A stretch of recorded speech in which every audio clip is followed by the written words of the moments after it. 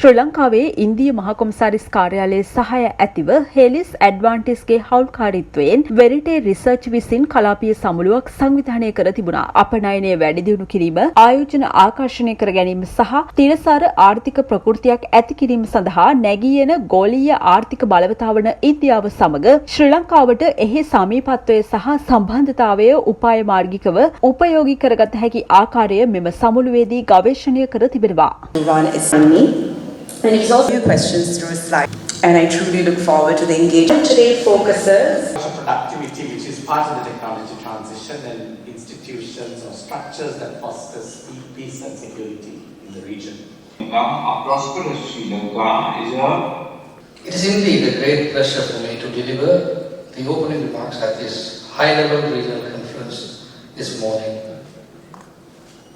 It is heartening to see the convergence of senior policymakers, economists and industry leaders from both India and Sri Lanka here to explore the growth opportunities rising for Sri Lanka from India's rapid economic ascent.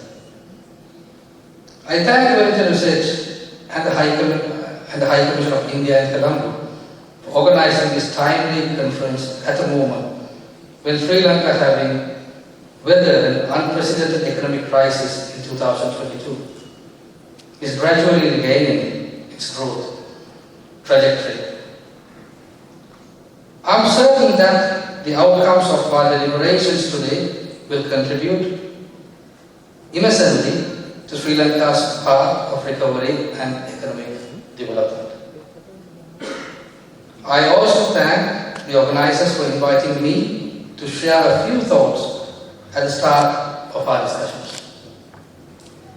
It would not be an overstatement to say that India and Sri Lanka enjoy one of the closest relationships in the world, a very special one indeed.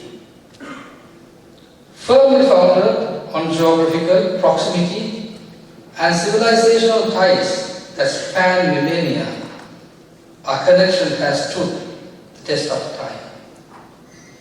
India has always stood by Sri Lanka through thick and thin, exemplifying the true spirit of friendship and solidarity.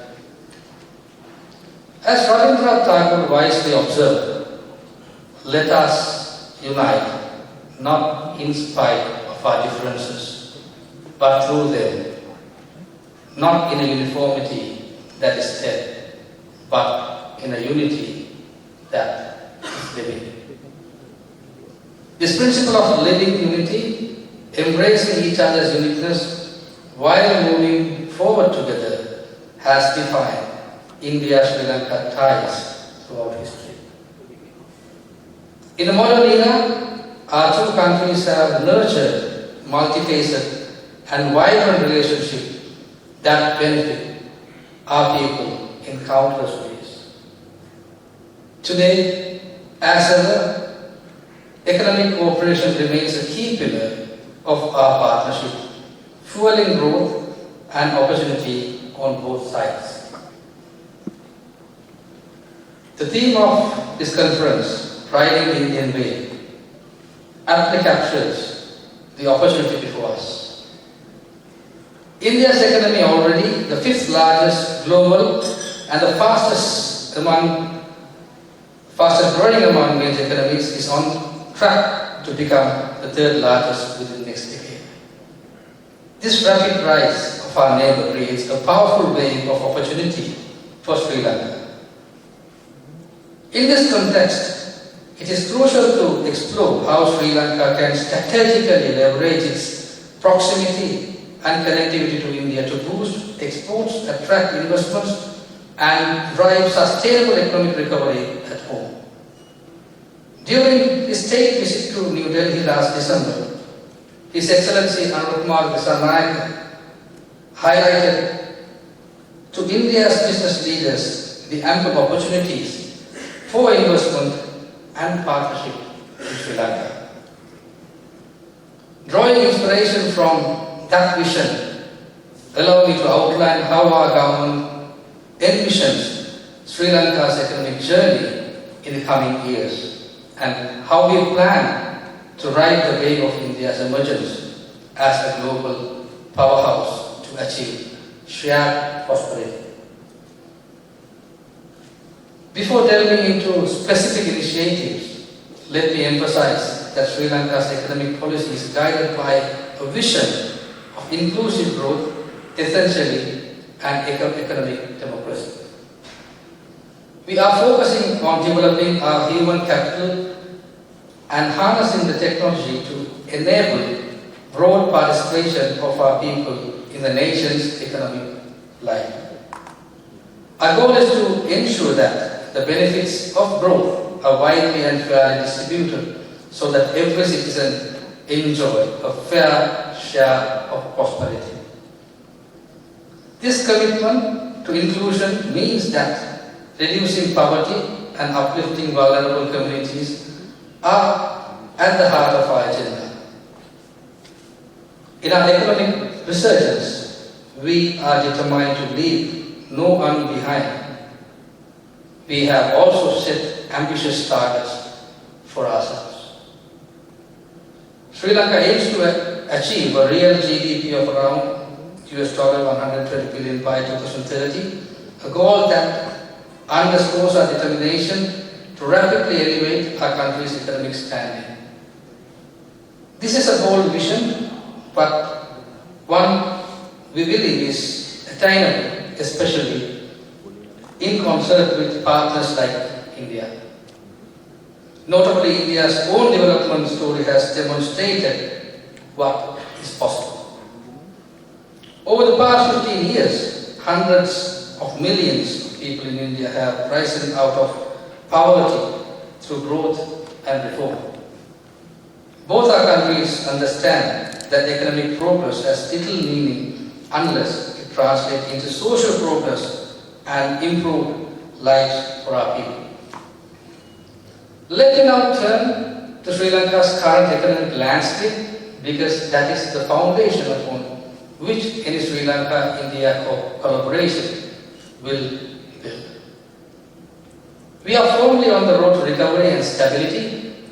Over the past year, our government has implemented a coordinated strategy of debt restructuring, fiscal consolidation, and prudent monetary policy to overcome the recent crisis and restore macroeconomic stability.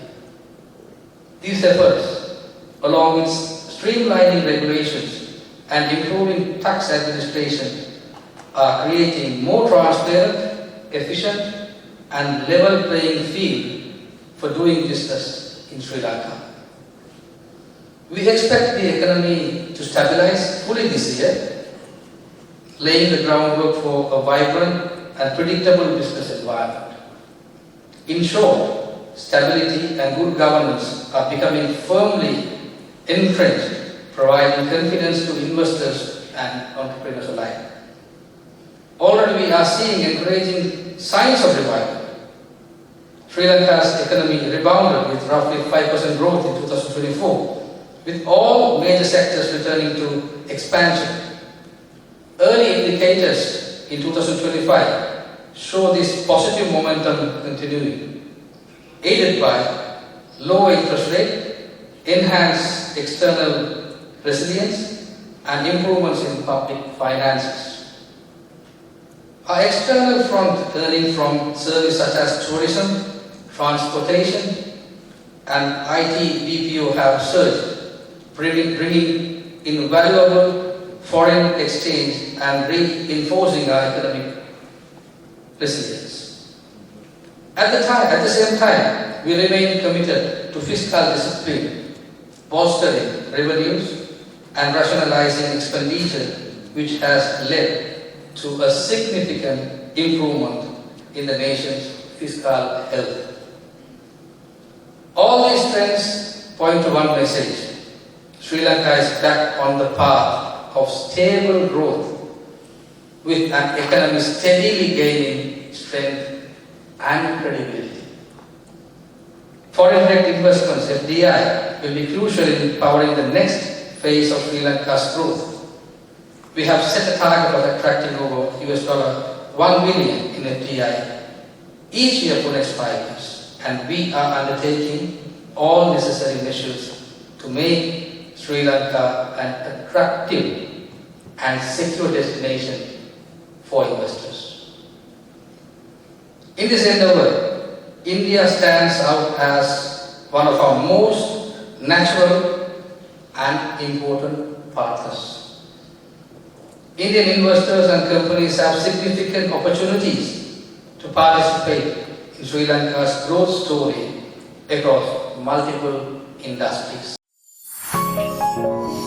You're watching the Lifetraveler channel.